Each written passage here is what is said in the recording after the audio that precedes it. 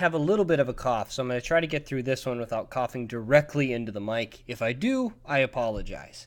This video is going to cover graphing and reading graphs of proportional relationships, which we've worked with a lot before, but frequently we don't work with the graphs of them. So as we talk about proportional relationships, let's go through a quick review of the vocabulary, which basically means relationships between two equal ratios. We usually saw them written as two equal fractions. This would be a proportional relationship.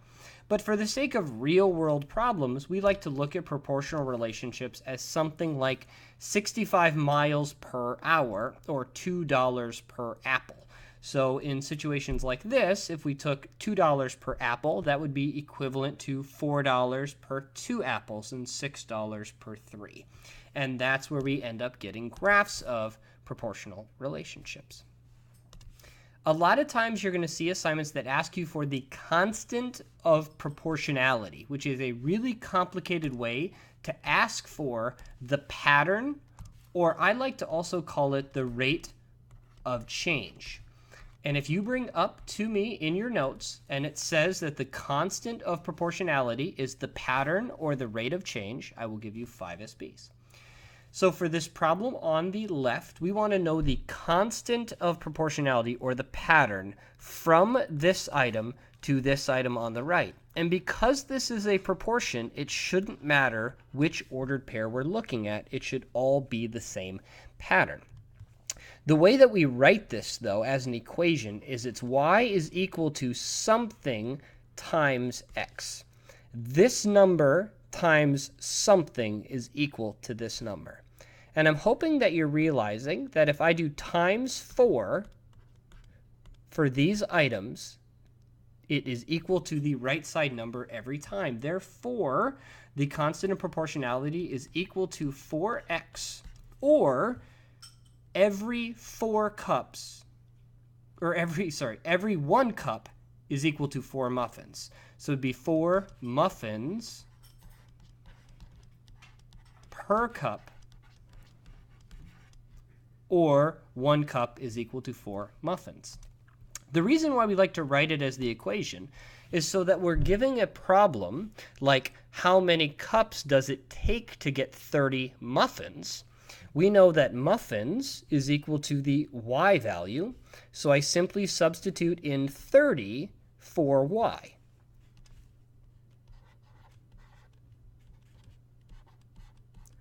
And from here, we can do the solving equations like we did a whole bunch in the last unit. And I would do x is equal to 30 divided by 4. And 30 divided by 4 will be a decimal. This will be 7.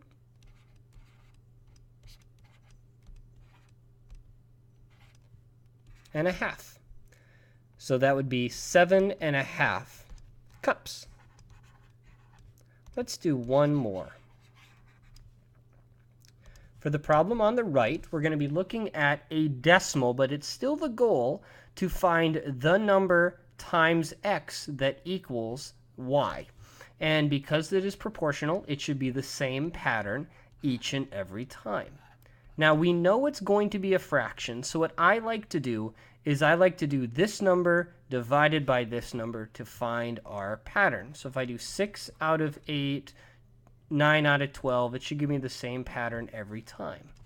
And if I simplify this fraction, I get 3/4, which makes sense because 3/4 of 8 is equal to 6. So my equation should be y is equal to 3/4 times x. If I do 3/4 of 20, I get 15. If I do 3/4 of 16, I get 12, and so on and so forth. Just like the last problem, if we want to know 100 days equals how many swings, well, 100 days is equal to our x this time. So we are going to replace our x value with 100.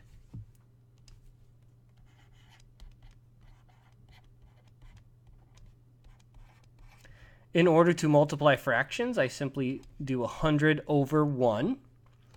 That gives us 300 over 4, which will be equal to 75.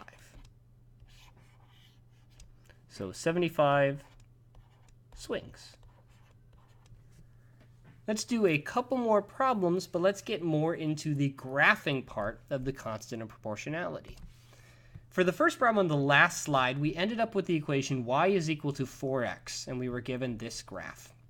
And we want to graph an equation that we're given. So we always, when we're graphing an equation, want to start with the values x and y, just like we were given up here. Now, we could graph these points, but what I like to do is I like to pick my own x values. And I like the x values of -2, -1, 0, 1, and 2. And I pick those 5 x values because they are the smallest whole number x values that I can pick. And if you bring this up to me right now and say that Mr. Schmidt picks these 5 numbers because they are the smallest whole number options for x, I will give you another 5 SPs. I'm feeling very generous, very Mr. Maxwell-like in this video. Now, for each of these problems, it ends up being a separate ordered pair. And so my value of y will be different each time, but it still should follow the constant of proportionality. If I do the value of x as -2, I substitute in a -2 for x, and I get y is equal to 4 times -2, which is equal to the number -8. For this number right here, -1, I would do 4 times -1, which is -4. 4 times 0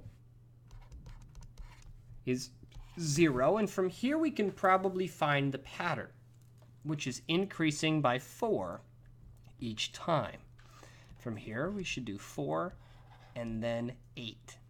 Now, graphing this point should be just like what we did in the last section, which means we graph the ordered pair -2, -8 right here. 2, 4, 6, 8. I was 1 off. So right there. The next ordered pair is -1, -4, which would be graphed right here. The next ordered pair is 0, 0, which is right there. Finally, we have 1, 4, and 2, 8. And if we did this correctly, it means that our line will pass through these points and always have a constant rate of change. And it looks like it actually does.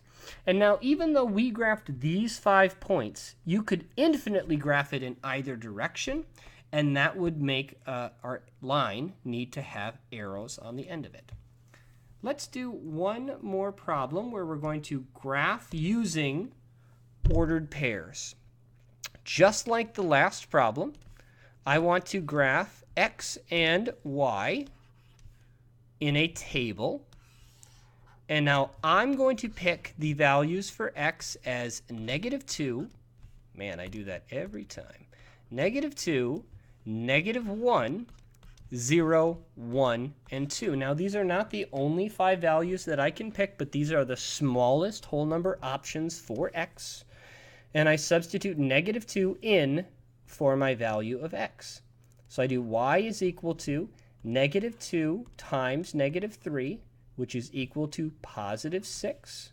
The next value, I do y is equal to I wrote this backwards. It should be -3 times -2, but it's the same idea. I do -3 times -1, which is +3. Here I do y is equal to 0 times -3, and I wrote that backwards again, which is 0. And from here, hopefully I can find my pattern. And for the sake of time, I'm going to graph the ordered pairs a little bit quicker than last time.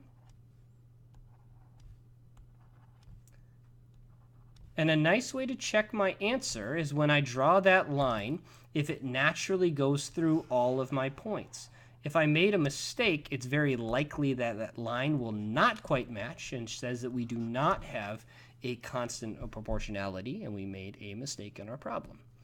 Now, in the retake video, we'll go into a little bit more detail, but for now, if you have any questions, please let me know.